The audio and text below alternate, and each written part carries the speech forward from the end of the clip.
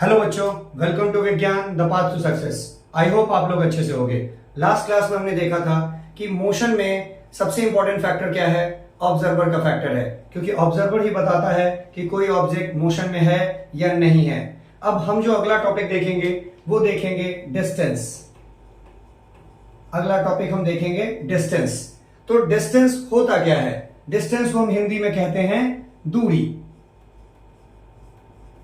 Distance को हम हिंदी में कहते हैं दूरी। अब ये दूरी क्या है?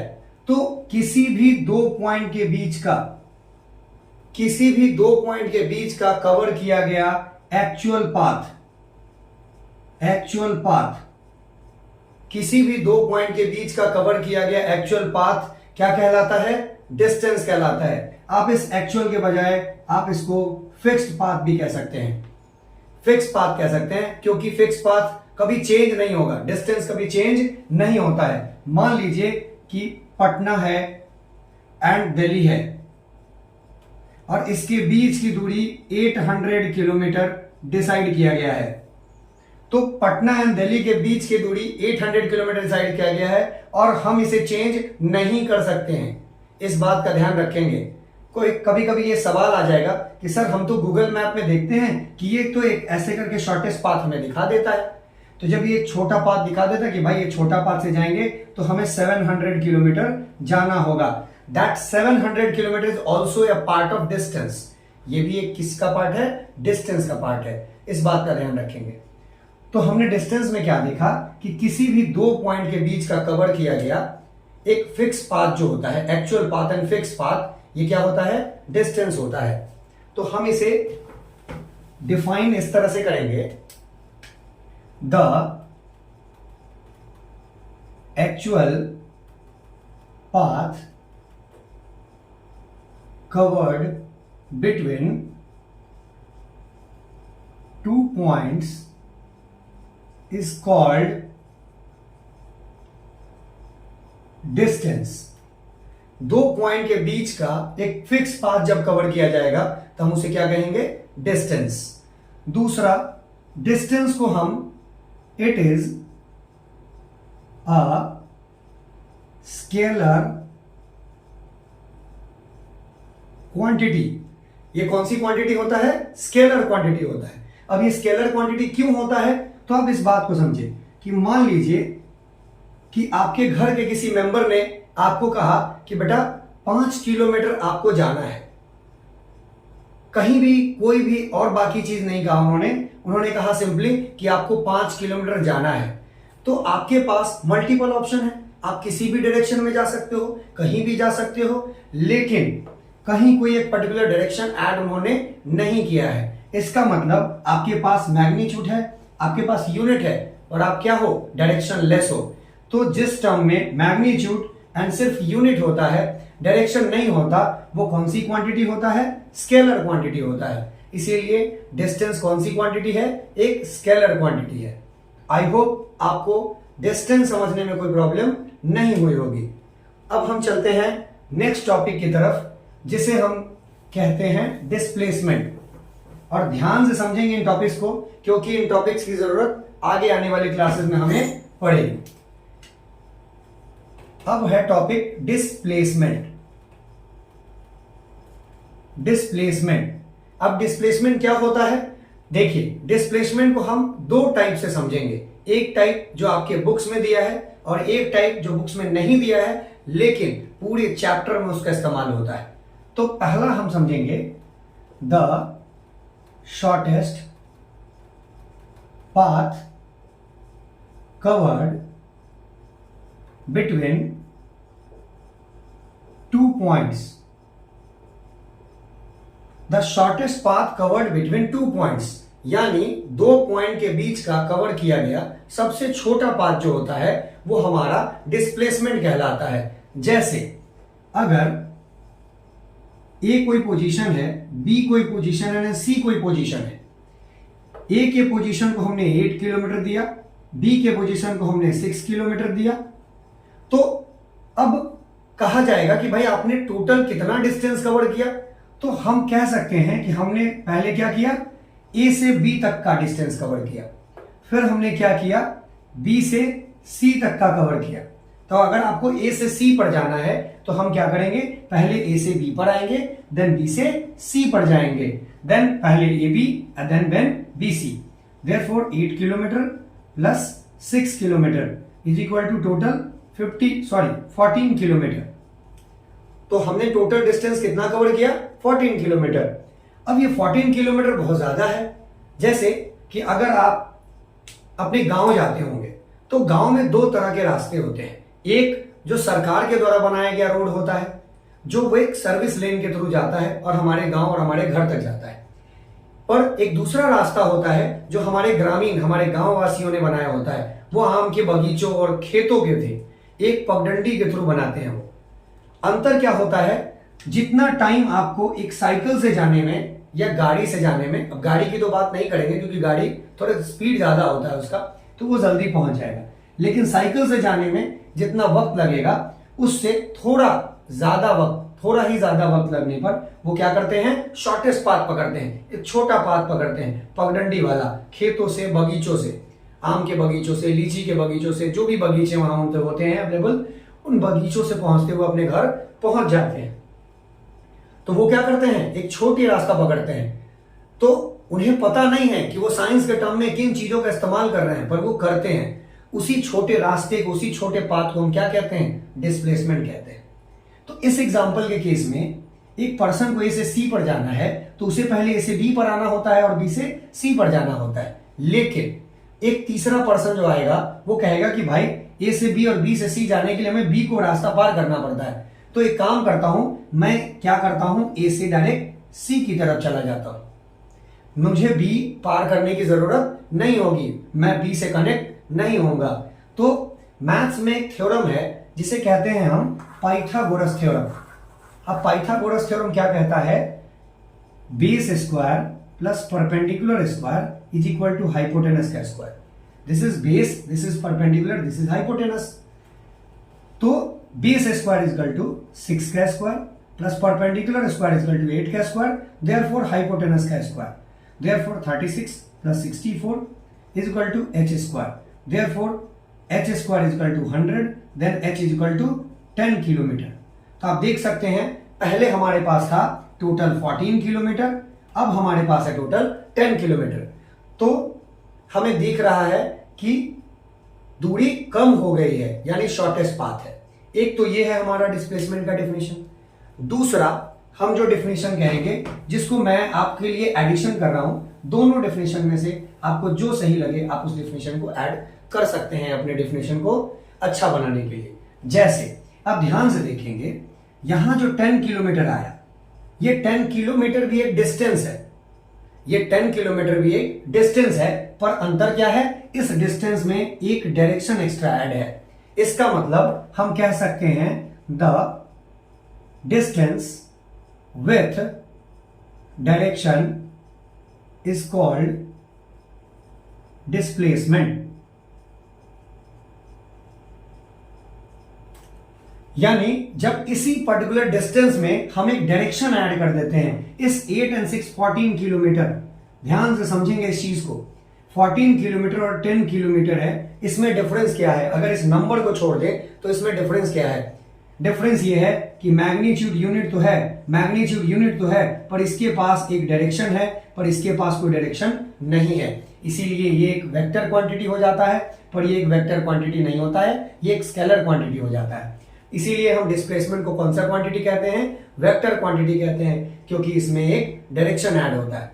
तो डिस्प्लेसमेंट का हमने दो डिफिनेशन देखा, एक जिसमें हमने शॉर्टेस्ट पाथ देखा है और एक जिसमें हमने डिस्टेंस विद डायरेक्शन देखा है। आप ध्यान रखेंगे कि ये जो डिफिनेशन है, ये आपको पूरे चैप्टर में इस्तेमाल होगा। आने वाले समय में आपको खुद ही पता चल जाएगा कि आपको शॉर्टेस्ट डिस्टेंस का वैल्यू ज्यादा है या डिस्टेंस विद डायरेक्शन की वैल्यू ज्यादा है, ये आप ही डिसाइड करेंगे।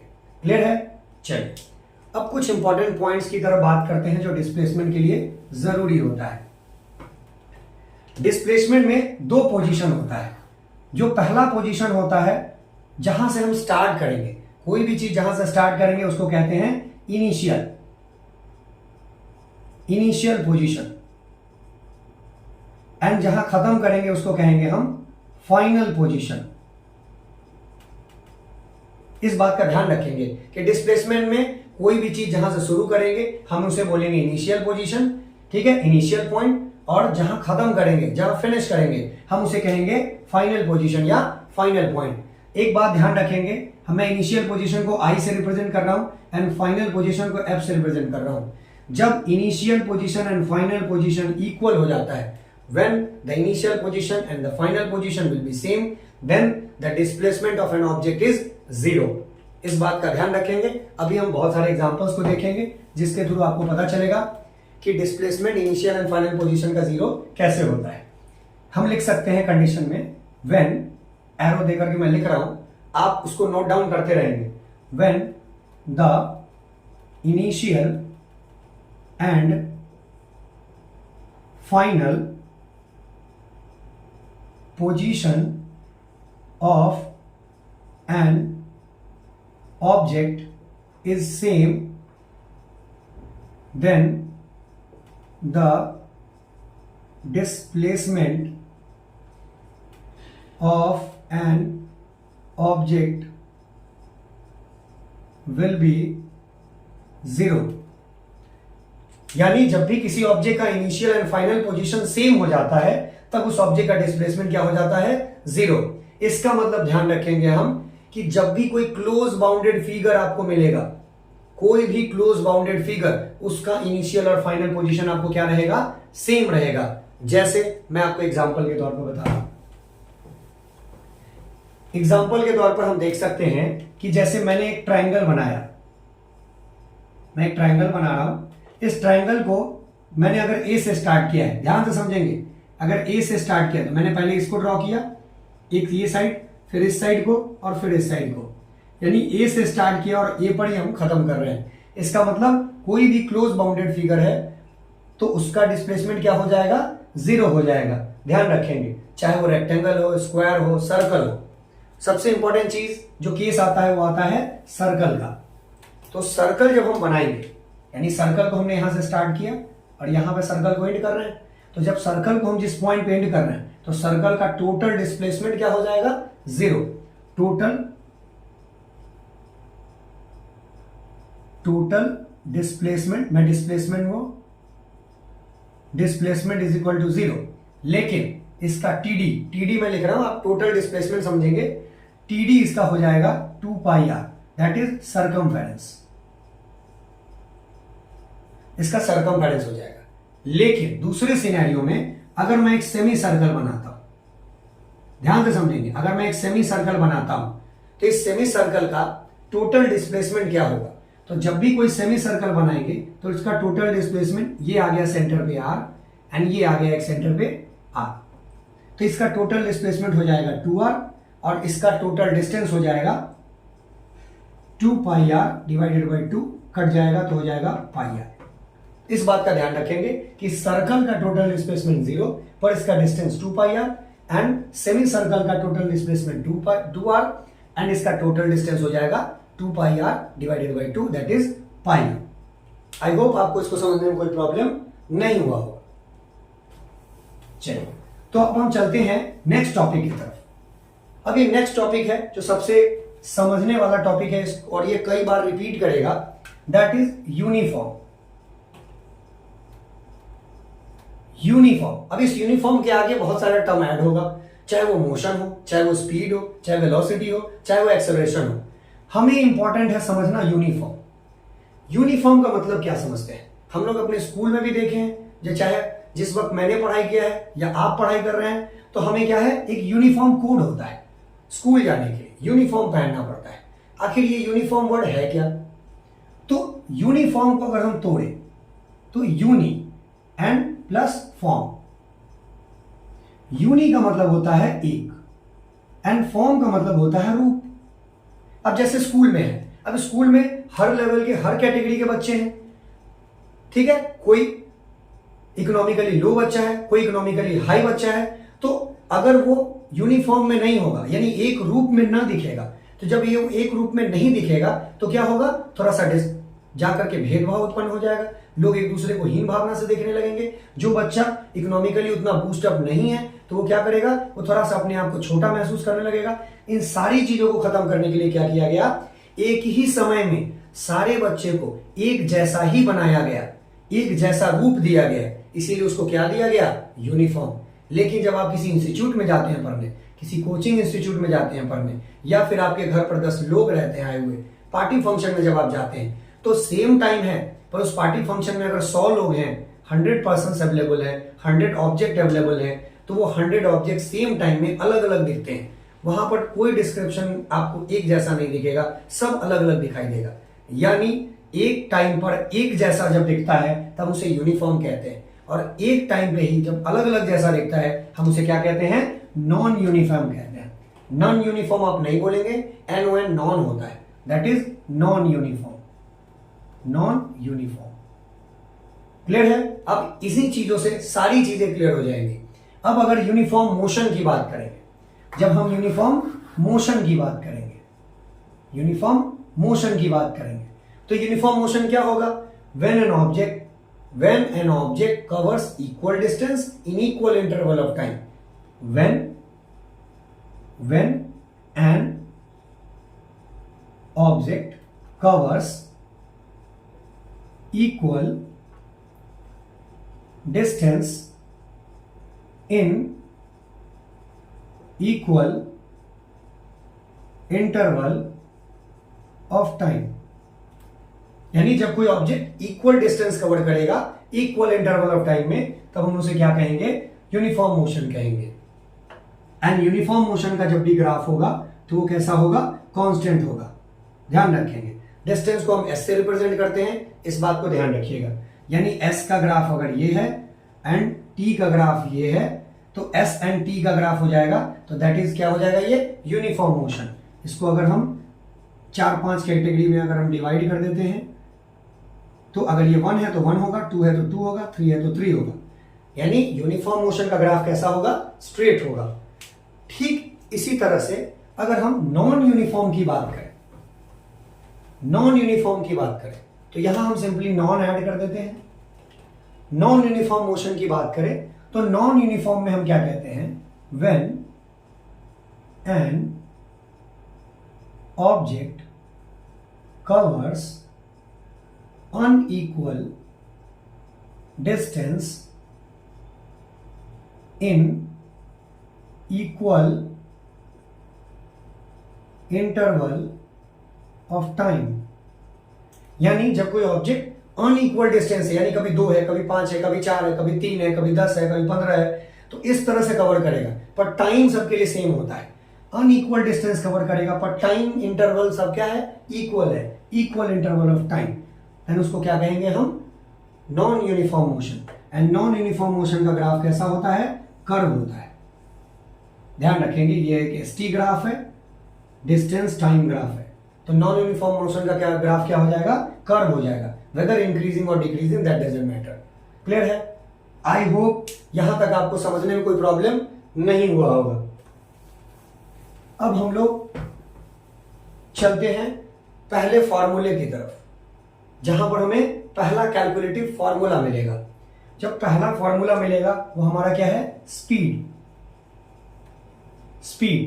स्पीड क्या होता है, तो कोई भी ऑब्जेक्ट जितना डिस्टेंस कवर करता है और उस डिस्टेंस कवर करने में उसे जितना टाइम कंजम्पशन लगता है, यानी जितनी दूरी वो तय करेगा और उसे तय करने में जितना समय लगेगा, हम उसे क्या कहते हैं कि वो ऑब्जेक्ट क्या है, स्पीड में है। यानी the distance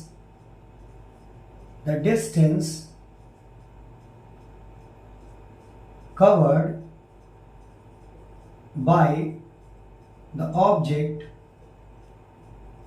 in per unit time, यानी कोई ऑब्जेक्ट डिस्टेंस कवर करेगा यूनिट टाइम में, जितना समय लगेगा हम उसको क्या कहेंगे, ऑब्जेक्ट स्पीड में है। इट इज रिप्रेजेंटेड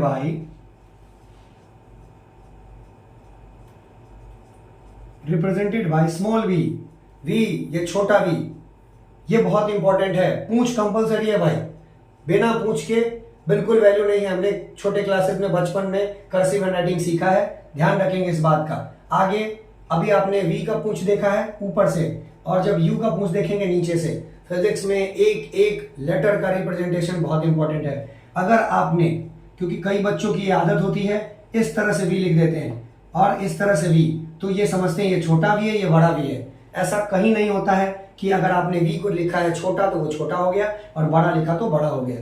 तो जैसे ही आपने इस तरह का वी रिप्रेजेंट किया तब ये काइनेटिक एनर्जी में कन्वर्ट हो जाएगा। और अगर आपने इस तरह का यू रिप्रेजेंट किया, इस तरह के यू के बजाय इस तरह का यू रिप्रेजेंट कर दिया, तो सिर्फ साइज से कोई छोटा या बड़ा नहीं हो जाता है, तो ये आपको पोटेंशियल एनर्जी बन जाएगा। तो इस बात का ध्यान रखेंगे कि आप जब भी वी लिखे पूंछ लगाएं, यानी कर्सिव हैंडराइटिंग में लिखे। मैं अपने टोन में बता रहा हूं आपको, जनरल टू कनेक्टिविटी टोन में, जैसे आप समझ जाए। उसके बाद the SI unit of speed is, अब SI यूनिट क्या है? Metre per second. कैसे वो देखेंगे। फार्मूला अगर हम स्पीड का देखें तो स्पीड का फार्मूला होता है डिस्टेंस ट्रेवल, ध्यान रखेंगे डिस्टेंस ट्रेवल करता है by time taken, distance travel by time taken, that is v is equal to s by T, v is equal to s by T. ध्यान रखेंगे इस बात को, v इज इक्वल टू क्या है? s by T. क्लियर है? इसीलिए अब इस s बाय टी में s का यूनिट क्या रखेंगे? मीटर, एंड t का रखेंगे सेकेंड, इसीलिए इसको मीटर पर सेकेंड बोलेंगे या ms इनवर्स बोलेंगे। आपको जो सही लगे आप वहां बोल सकते हैं, और ms इनवर्स बोलेंगे। क्लियर है? फिर से मैं रिपीट कर दे रहा हूं, जब कोई ऑब्जेक्ट डिस्टेंस कवर करेगा और उसको कवर करने में जो टाइम लगेगा हम उसको क्या कहेंगे? स्पीड कहेंगे। स्पीड का रिप्रेजेंटेशन स्मॉल v होता है, इसका SI unit metre per second और ms इनवर्स होता है। इसका formula speed is equal to distance travel by time taken होता है, v is equal to s by t। Clear है? अब कुछ फैक्टर्स को ध्यान रखेंगे जो हिडन फैक्टर्स हैं, जो आपके न्यूमेरिकल को सॉल्व करने में हेल्पफुल होगा। ध्यान रखेंगे जब भी न्यूमरेटर होगा वो हमेशा डायरेक्टली प्रोपोर्शनल होगा। न्यूमरेटर बढ़ेगा तो मेन वैल्यू बढ़ेगा, न्यूमरेटर घटेगा तो मेन वैल्यू घटेगा। डिनोमिनेटर इसका उल्टा रिलेशन होता है, अगर टाइम बढ़ेगा तो स्पीड घटेगा, टाइम घटेगा तो स्पीड बढ़ेगा। लेकिन डिस्टेंस बढ़ेगा तो स्पीड भी बढ़ेगा, डिस्टेंस घटेगा तो स्पीड भी घटेगा। क्योंकि न्यूमेरिकल बनाने में आपको कभी 3 चीज में से 2 चीज देगा, 1 चीज नहीं देगा। तो आपको ध्यान रखना है कि क्या बढ़ रहा है और क्या घट रहा है। आई होप आपको इस टॉपिक को समझने में कोई प्रॉब्लम नहीं होगी। चलिए अब स्पीड से रिलेटेड कुछ और फैक्टर्स को देखते हैं। स्पीड में 2 टर्म आते हैं। स्पीड को नापने के लिए जिस मीटर का इस्तेमाल किया जाता है उसको हम स्पीडोमीटर कहते हैं, और डिस्टेंस को मेजर करने के लिए जो मीटर आता है उसे हम ओडोमीटर कहते हैं। क्लियर है? अब स्पीड में 2 टर्म आता है, एक आता है किलोमीटर पर आवर एंड एक आता है मीटर पर सेकेंड। ये बड़ा टर्म है, ये छोटा टर्म है। आपने अगर न्यूमेरिकल्स को सॉल्व किया होगा तो आपको कई बार प्रॉब्लम आते होंगे। क्वेश्चन में दिया हुआ है किलोमीटर पर आवर, पर आंसर में बाद में आकर जाकर के आपको चेंज करना होता है मीटर पर सेकेंड में। तो कैसे चेंज करेंगे आइए समझते हैं। तो किलोमीटर पर आवर से किस में जाना है? मीटर पर सेकेंड में, और दोबारा मीटर पर सेकेंड से किस में आना है? किलोमीटर पर आवर में। तो क्या जाएंगे? बड़े से छोटे में कन्वर्ट करना है। तो बड़े से छोटे में कन्वर्ट करने के लिए हमेशा मल्टीप्लाई करते हैं। तो किलोमीटर से मीटर में जाने के लिए हम क्या करेंगे? किलोमीटर से मीटर में जाने के लिए हम क्या करेंगे? 1000 से मल्टीप्लाई, एंड देन आवर से सेकेंड में जाने के लिए हम क्या करेंगे? पहले 60 देन अगेन 60। अब ये कट गया, यहां से कट गया, ये हो गया 3, ये हो गया 5। इसका मतलब क्या हो गया? 5/80। बड़े से छोटे में जाने के लिए हमेशा क्या करेंगे? बड़े से डिवाइड, बड़े से डिवाइड। बड़े से छोटे में जाने के लिए हम क्या करेंगे? बड़े से डिवाइड। लेकिन अगर यही उल्टा जाना हो तो क्या हो जाएगा? 60 × 60 डिवाइडेड बाय 1000। 2 से यानी 2 0 से 2 0 कट गया, ये हो गया 5, ये हो गया 3, यानी 18/5। अब ध्यान से समझिए, जब छोटे से बड़े में जाएंगे तो हमेशा छोटे से डिवाइड होगा, और बड़े से छोटे में जाएंगे तो हमेशा बड़े से डिवाइड होगा। आपको जो सही लग रहा है आप उस तरीके से याद रख सकते हैं। मैंने कनेक्टिविटी बताया है कि बड़े से छोटे में जाने के लिए बड़े से डिवाइड, और छोटे से बड़े में आने के लिए छोटे से डिवाइड। आई होप इस टॉपिक में आपको कोई प्रॉब्लम नहीं होगा। क्लियर है? इरेज कर दें। ओके, अब हम एक वर्ड देखते हैं, जैसे यूनिफॉर्म स्पीड है, तो यूनिफॉर्म स्पीड में क्या बोलेंगे? सेम वैसे ही रिपीट करेंगे, equal distance in equal interval of time. अगर नॉन यूनिफॉर्म स्पीड है तो हम क्या बोलेंगे? Unequal distance in equal interval of time. Clear है? चलिए, एक कंडीशन आपके बुक्स में दिया रहता है कि एक स्टोन को ड्रॉप किया जा रहा है एक सर्टेन हाइट पर, एक सर्टेन हाइट पर ड्रॉप किया जाता है, तो वो उसका मूवमेंट क्या होगा? तो जब भी आप स्टोन को एक सर्टेन हाइट से ड्रॉप करते हैं, उसका मोशन नॉन यूनिफॉर्म होता है, यानी अनइक्वल रेट से स्पीड उसका चेंज होता रहता है। अगर यूनिफॉर्म रेट्स रहता तो मान लीजिए कि हम 1 सेकेंड में 2 मीटर वो स्टोन जा रहा है, तो हर सेकेंड वो 2 मीटर जाता, यानी स्टोन, मान लीजिए कोई पत्थर ऊपर से नीचे गिरा दिया, आप नीचे खड़े हैं और कोई पर्सन जो है, कोई आपका दुश्मन है, उसने क्या किया? ऊपर से पत्थर नीचे गिरा दिया। तो अगर यूनिफॉर्म रहेगा तो आपके सिर में चोट लगेगा, फटेगा नहीं, आप मरेंगे नहीं। लेकिन नॉन यूनिफॉर्म रेट से है, अगर उसने सिर्फ हाथों से ऐसे छोड़ा है, फिर भी हमारा सिर फट जाता है, डैमेज हो जाता है, हम हॉस्पिटलाइज हो जाते हैं। इसीलिए हम ये समझेंगे कि जब भी कोई ऑब्जेक्ट सर्टेन हाइट से गिरता है तो वो किस रेट को पकड़ता है? नॉन यूनिफॉर्म रेट को पकड़ता है। क्लियर है? आई होप आपको ये बात समझ में आ गई हो। अब अगला टॉपिक जो है वो हम देखते हैं एवरेज स्पीड। एवरेज स्पीड, अब ये क्या है? स्पीड का एवरेज है। अब इस स्पीड के एवरेज में हम देखेंगे, स्पीड का एवरेज क्या कहता है? The total distance covered by the object in the total interval of time। यानी जब कोई ऑब्जेक्ट जितना डिस्टेंस वो गया है उन सबको कैलकुलेट करता है, फिर उसमें जो लिया गया टाइम है उन सबको कैलकुलेट करता है, और दोनों को जब डिवाइड करके यानी उसका रेशियो निकालता है, तब वो क्या बनता है? उसका एवरेज स्पीड बनता है। दैट इज, हम इसको लिख सकते हैं VAV, या फिर पहले हम इसको लैंग्वेज में लिखते हैं average speed. Average speed is equal to total distance travel by total time taken. यानी ऑब्जेक्ट को टोटल डिस्टेंस ट्रेवल करने में यानी जितना टाइम लगा, हम उसको क्या कहेंगे? एवरेज स्पीड कहेंगे। या फिर इसको इस तरह से रिप्रेजेंट करें, VAV, यानी स्पीड का एवरेज है। क्या लिखेंगे? टोटल डिस्टेंस, TD में लिख रहा हूं, डिवाइडेड बाय TT। क्लियर है? जैसे अगर उसने 4 डिस्टेंस कवर किए हैं तो हम लिखेंगे S1 plus S2 plus S3 plus S4, और 4 डिस्टेंस जाने के लिए उसे 4 अलग अलग टाइम लगा होगा, इसलिए T1 plus T2 plus T3 plus T4। आई होप आपको इस एवरेज स्पीड को समझने में ज्यादा प्रॉब्लम नहीं हुआ होगा। एक एग्जांपल लेकर के हम इसको समझेंगे। एक एग्जांपल लेकर के हम समझेंगे। एग्जांपल में हम लिखेंगे कि मान लीजिए कि ये हमने इस तरह का पोजीशन दिया है, A B C D E। हमने कहा कि ये इसने 10 किलोमीटर कवर किया है 2 घंटे में, फिर इसने 8 किलोमीटर कवर किया है 3 घंटे में, इसने 6 किलोमीटर कवर किया है 4 घंटे में, और इसने 2 किलोमीटर कवर किया है 1 घंटे में। तो हमें इसका एवरेज स्पीड निकालना है। तो न्यूमेरिकल बनाने का एक रूल याद रखेंगे। सबसे पहले हम लिखेंगे गिवन। गिवन में क्या लिखेंगे? S1 is equal to 10 kilometre, S2 is equal to 8 kilometre, S3 is equal to 6 kilometre, S4 is equal to 2 kilometre, and T1 is equal to 2 hour, T2 is equal to 3 hour, T3 is equal to 4 hour, and T4 is equal to 1 hour। ये मिल गया। और हमारे पास क्या निकालना है? VAV। ठीक है, तो हम लिख सकते हैं we know that VAV is equal to S1 plus S2 plus S3 plus S4 divided by T1 plus T2 plus T3 plus T4। तो हमारे पास दिया है 10 plus 8 plus 6 plus 2, divided by 2 plus 3 plus 4 plus 1।